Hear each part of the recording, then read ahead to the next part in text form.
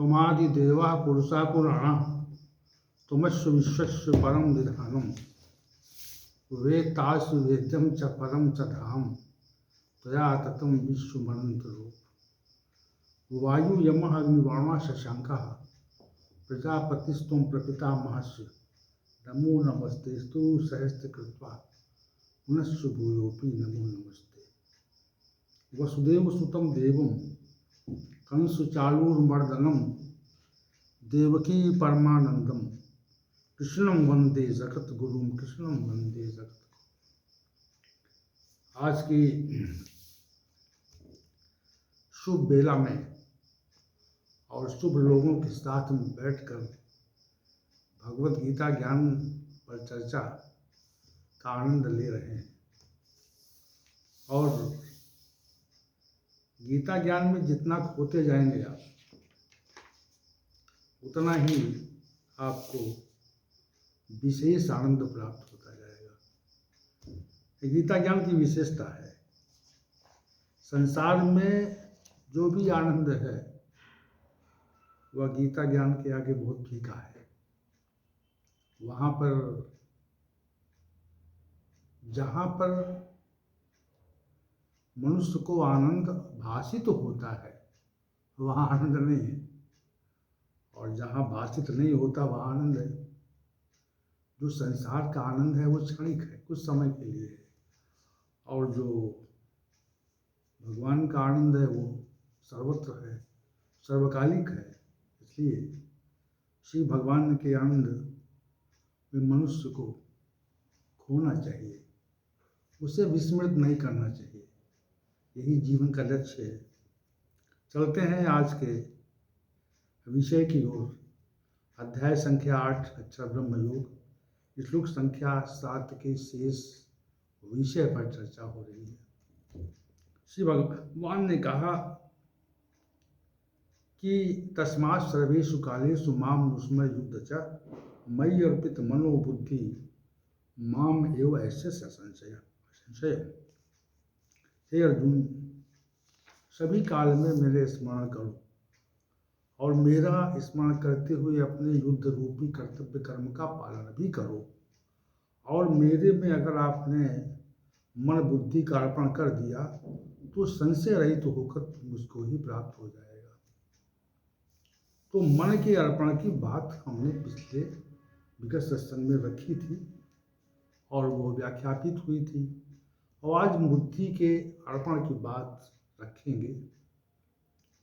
देखिए, बुद्धि हमारे शरीर का एक विशेष तत्व है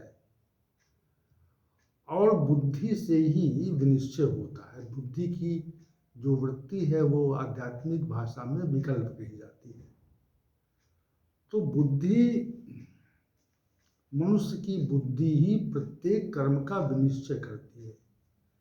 संसार में मनुष्य जितने कर्म करता है, चाहे वो मनसा हो, वाचा हो, कर्मणा हो, सभी कर्मों का विनिश्चय जो है वो बुद्धि के द्वारा ही होता है। हम चाहे ज्ञानेंद्रियों से कर्म करें, चाहे कर्मेंद्रियों से कर्म करें, चाहे मानसिक कर्म करें, सबका जो निर्धारण है वो बुद्धि से होता है। जैसे हम कोई वस्तु देखें, आंख से देखें, तो वो वस्तु जो हम देखते हैं आंख से, हमारी दृष्टि वहां पर जाती है, तो वो वस्तु अमुक है, अमुक नाम की है या अमुक संज्ञा की है या अमुक प्रकार की है, अमुक रंग की है, अमुक आकार प्रकार की है। तो इसका जो निश्चय होता है, निर्धारण होता है, वह बुद्धि से होता है।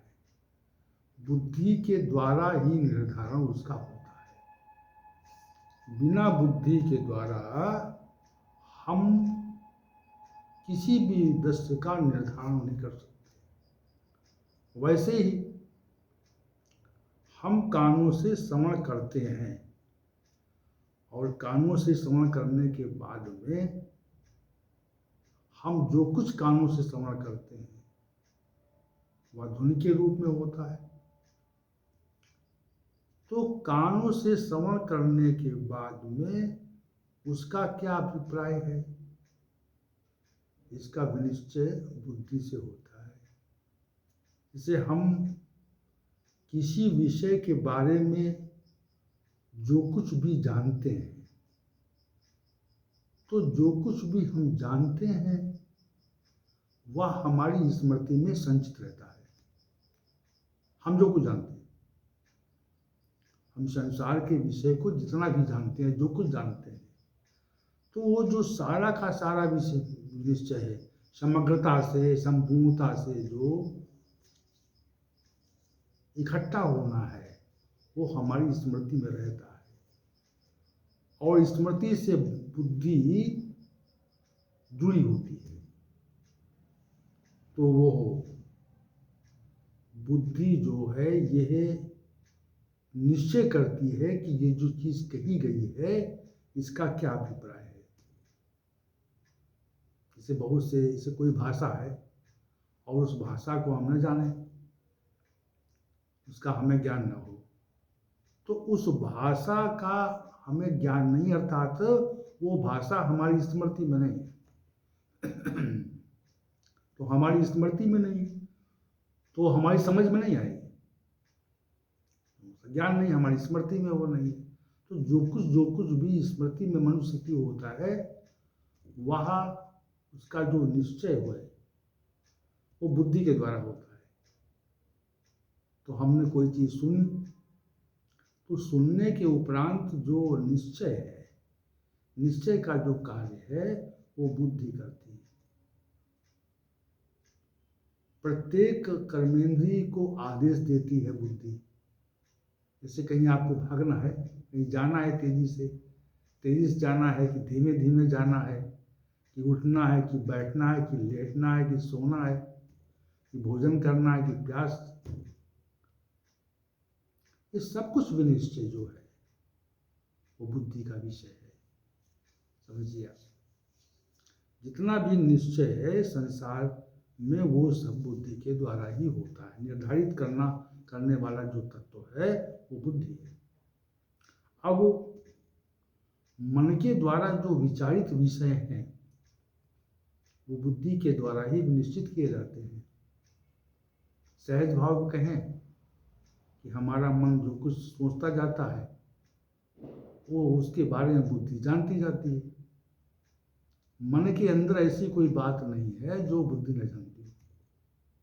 जैसे कोई गलत कार्य करने के लिए जब मन में विचार आता है, तो जो सज्जन पुरुष हैं तो उस मन के द्वारा विचारित विषय को संपादित करने के लिए मना कर, अंदर से मतलब कोई मना करता है, तो वो तत्व बुद्धि है। और संसार में दुष्कर्मों के संपादन के लिए जो निश्चय होता है वो भी बुद्धि का विषय है। बुद्धि निश्चय करती है तब जा करके संसार में दुष्कर्मों का संपादन होता है। तो सारा जो निश्चयात्मक तत्व है वह बुद्धि के द्वारा ही विनिश्चित होता है। इस बात को आप स्पष्ट रूप से समझें। जब तक किसी भी विचार को, किसी भी कार्य को बुद्धि निश्चित नहीं करती, तब तक कोई कार्य नहीं हो सकता। इस संसार में जो भी कार्य है और हमारी जो ज्ञान शक्ति है उसकी सीमा भी बुद्धि तक ही है। बुद्धि तक हमारे ज्ञान की सीमा है।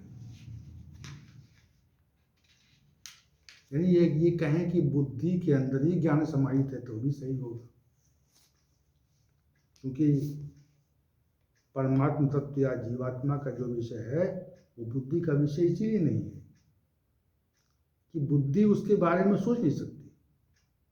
संसार के विषयों का निश्चय तो कर लेती है, लेकिन परमात्मिक विषयों का निश्चय करने का जो की सामर्थ्य है वो बुद्धि के अंदर नहीं होती। इसलिए बुद्धि एक विशेष तत्व है। अब मन के विषय में हमने कहा कि मन आपका कहाँ रहता है, मन कहाँ घूमा करता है? तो मन जहाँ घूमा करता है, समझिए आप, मन जो है जहाँ घूमा करता है तो वहाँ बुद्धि भी जाया करती है। संसार के जिन विषयों में मन का रमण होता है, भ्रमण होता है, उन्हीं विषयों में बुद्धि का भी भ्रमण होता है। अगर बुद्धि मन को संसारिक विषयों से हटाने का आदेश दे तो मन हटेगा वहां से, लेकिन मन चूंकि प्रमथनशील है, चंचल है, तो नियंत्रणात्मक शक्ति मन की जो है वो बुद्धि है। लेकिन मन बार बार जो है वो संसारिक विषयों में जाता है और बुद्धि उसको सहयोग करती है उसमें। तो अगर मन संसारिक विषयों में भ्रमण कर रहा है, रमण कर रहा है और बुद्धि उनमें उसको सहयोग कर रही है, तो बुद्धि भी संसारिक विषयों में ही अर्पित है। यहाँ पे जो व्याख्या हो रही है, मई अर्पित मनोबुद्धि, मन के अर्पण की जो व्याख्या हुई है, अब बुद्धि के अर्पण की व्याख्या हो रही है। बुद्धि का अर्पण क्या है? तो बुद्धि का अर्पण यही है, बुद्धि का जो अर्पण है वो ये है कि सांसारिक विषय जो भी मन के द्वारा विचारित किए जाते हैं, तो उन विषयों को बुद्धि भी अर्पित कर लेती है, उनको ग्रहण कर लेती है और मन का अनुसरण करने लगती है। अब आप ये बताओ कि साधक लोग ये विचार करें कि आपका जो मन है वो तो संसारिक विषयों में अर्पित है, तो बुद्धि कहाँ अर्पित है? बुद्धि भी संसारिक विषयों में अर्पित है, इसलिए वो परमात्म तत्व का निश्चय नहीं करती। जैसे कभी कभी सत्व गुण के प्रबल हो जाने पर हम अध्यात्म को उन्मुख होते हैं, स्वयं को जानना चाहते हैं, परमात्मिक विषयों के बारे में जिज्ञासा होती है। तो ये जिज्ञासा तभी होती है जब हमारा सत्वगुण प्रबल होता है, और सत्वगुण जैसे प्रबल होगा वैसे ही हमारी जिज्ञासा बढ़ेगी। तो जिज्ञासा बढ़ने पर जिज्ञासा बढ़ जाने पर हम परमात्मिक विषयों के बारे में विचार करते हैं, और जब परमात्मिक विषयों के बारे में विचार होता है तो हम मन का अर्पण श्री भगवान में कर रहे हैं, और जब उस बुद्धि का भी अर्पण हो जाता है, बड़ी बुद्धि विनिश्चित करती है कि परमात्मिक विषयों के बारे में विचार करो, अन्य किसी के बारे में विचार न करो। जब ऐसा बुद्धि कहने लगे, मन से ये कहे कि आप संसारिक विषयों का रमण करना, भ्रमण करना छोड़िए, और हम जैसा कहते हैं, हम परमात्मिक विषयों के बारे में केवल बात करेंगे, अन्य किसी के बारे में बात नहीं करेंगे। तो ये जो रमण भ्रमण है, ये परमात्मिक विषयों का होना, परमात्मिक विषयों पर रमण होना,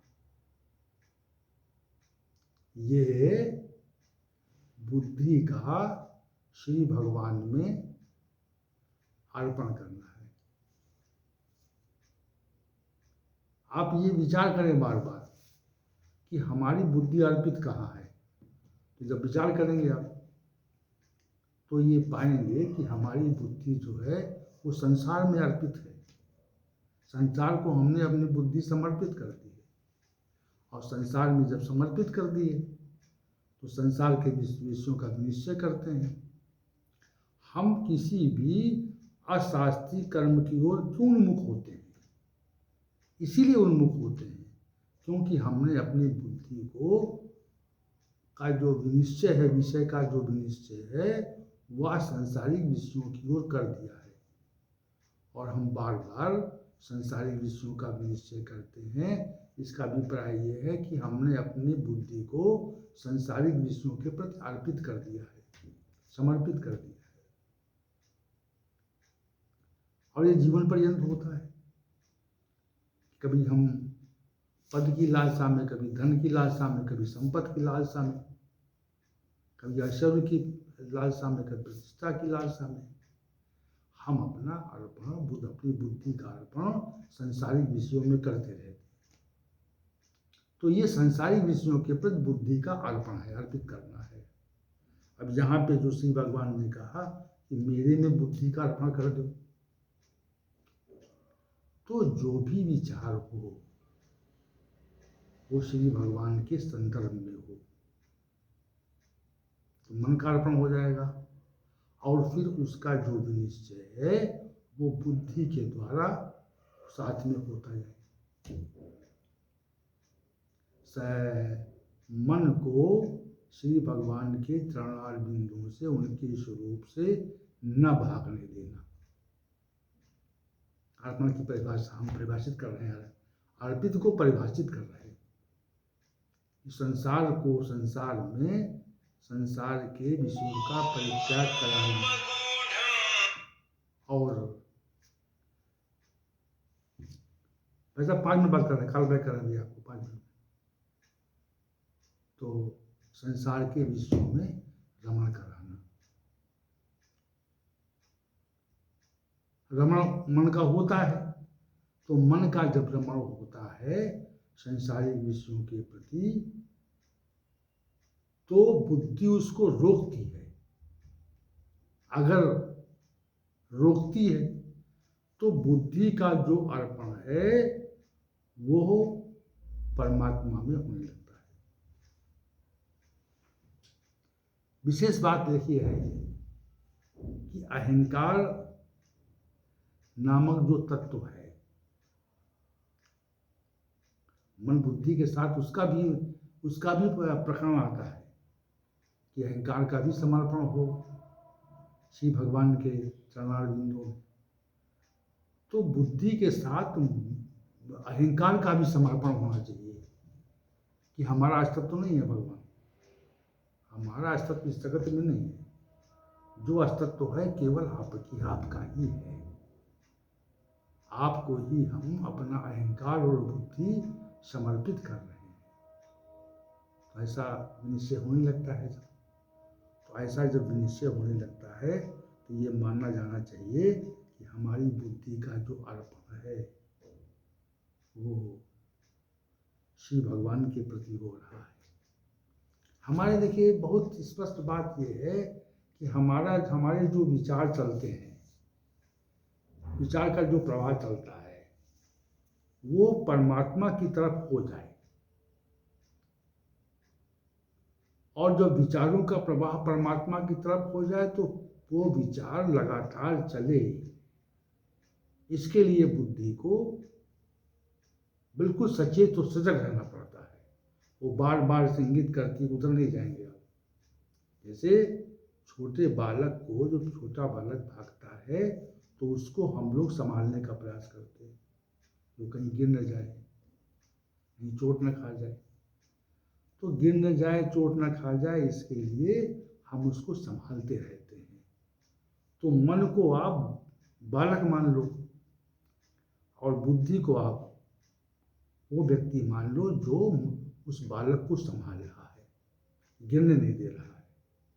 तो मन बार बार जाता है, और मन जब जाता है तो हम उस मन को संभालते हैं और बुद्धि उसको संभाले रखती है।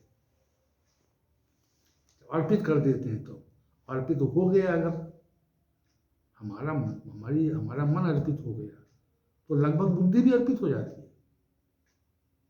केवल मन को बिना बुद्धि के मन संभलता नहीं है, तभी दोनों बातें साथ में कही है।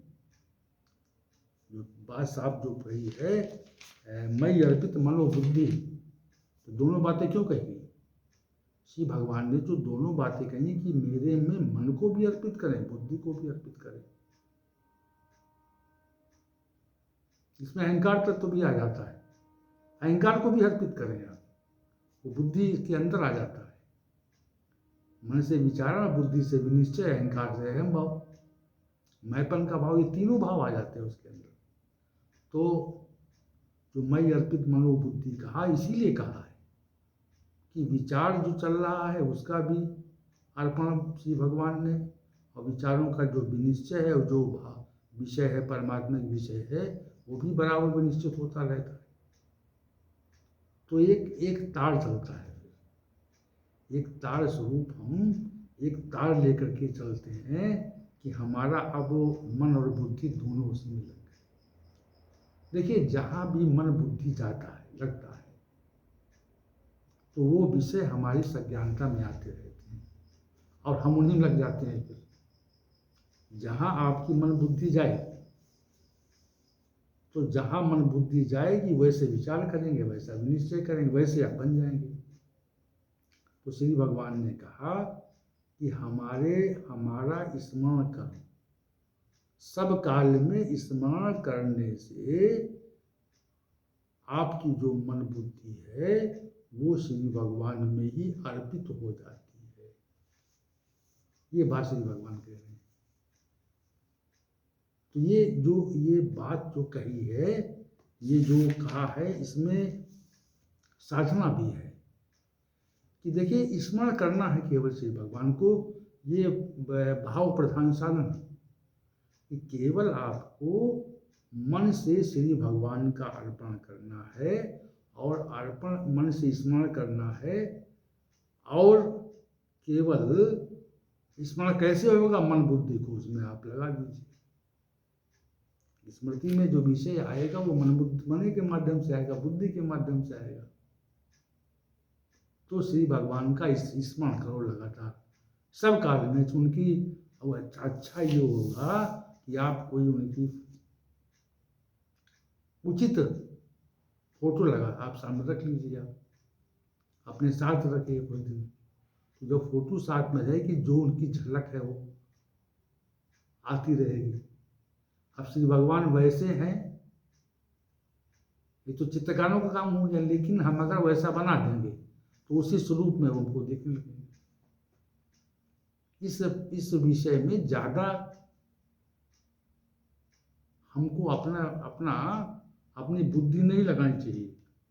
ऐसे है कि नहीं, आप जैसे कह दो वैसे बन जाएंगे वो, ये भाव रखना चाहिए हमें।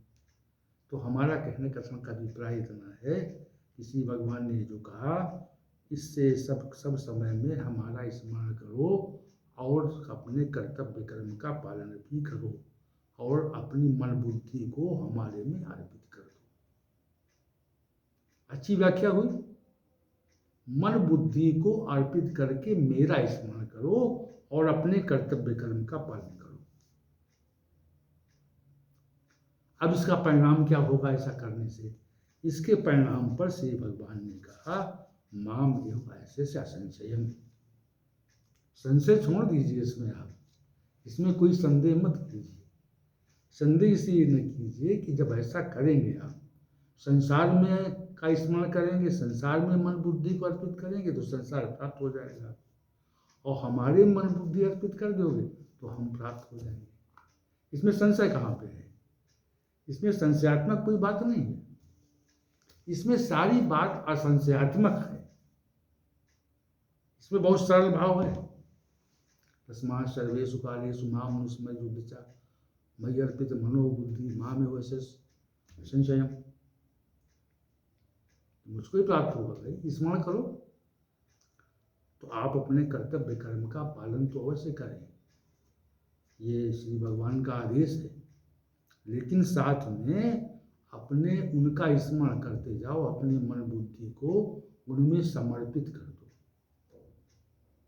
ये जो मानव जीवन आपको मिला हुआ है, इसीलिए मिला हुआ है, इसका अन्य कोई उद्देश्य नहीं है। उद्देश्य और बना लेना अलग बात है, इसका अन्य कोई उद्देश्य नहीं हो सकता। इसका एक ही उद्देश्य है कि आप उनका स्मरण करो और अपने मन और बुद्धि को उनके प्रति समर्पित कर दो। समर्पित करने से आपको इस संसार में भी उनकी प्राप्ति हो जाएगी, का साक्षात्कार हो जाएगा, उनकी अनुभूति हो जाएगी। ये लेकिन चूंकि कथन यहाँ पर मृत्यु काल का है, तो मृत्यु काल में उनका स्मरण तभी हो सकेगा जब हम जीवन पर्यंत उनके स्मरण के रूपी भाव से भावित रहेंगे, तभी उनका स्मरण हो पाएगा। और भावित नहीं रहेंगे तो स्मरण नहीं हो पाएगा उनका। इसको ध्यान रखना। जिस भाव से हम भावित जीवन भर रहते हैं, वो मृत्यु काल में वही भाव हमारे सामने उमड़ घुमड़ के आ जाते हैं। ये बात हम कह रहे हैं यहाँ पे। तो श्री भगवान ने कहा, तस्मात् सर्वेषु कालेषु मां स्मरन्तु। युद्ध करो अपना, हे अर्जुन युद्ध करो और मेरा स्मरण करो और मेरे में मन बुद्धि का अर्पण कर दो, और इसलिए ऐसा कर देने से हमको निश्चित प्राप्त होगी। मृत्यु के समय आप हमारी भावना से भावित होकर के हमारी ओर आ जाओगे, और हमारी ओर जब आ जाओगे तो हमारे परम धाम का मार्ग खुला हुआ है। तो ये जो विषय है, ये विशेष श्री भगवान का जो ये विशेष है, तो अब ये विषय बहुत ही स्पष्ट रूप से भगवान ने कहा है। भगवान के स्वरूप का ध्यान, उनके नाम का जप, और उनका सर्वत्र दर्शन होने लगेगा। सर्वत्र दर्शन होने लगे तो सर्वत्र दर्शन होने से हमारी जो मन की वृत्ति है वो शांत हो जाती है, और फिर हम उनके प्रति अपने को समर्पित कर देते हैं। अपने को समर्पित करने पर हमारे अंदर एक बात आ जाती है कि हम उनमें खो जाते हैं। केवल खोना है, केवल हमारा कार्य खोना है उनमें। शेष काम तो श्री भगवान का है। हम केवल उसमें स्मरण करने का काम है, ज़्यादा बड़ा काम नहीं है। तो इसको हम स्मरण करें, संसार का को विस्मृत करके श्री भगवान को अपनी स्मृति में बिठा दें। और ऐसा तभी होगा जब मन बुद्धि को अर्पित कर देंगे, और जब जीवन पर्यंत आप उनका स्मरण करेंगे तो मृत्यु काल में भी उनका स्मरण आएगा, और वो हमारे साथ आकर के खड़े हो जाएंगे। मृत्यु काल में वो निश्चित रूप से हमारे साथ खड़े होंगे, निश्चित मान लीजिए, इसमें कोई दो मत नहीं।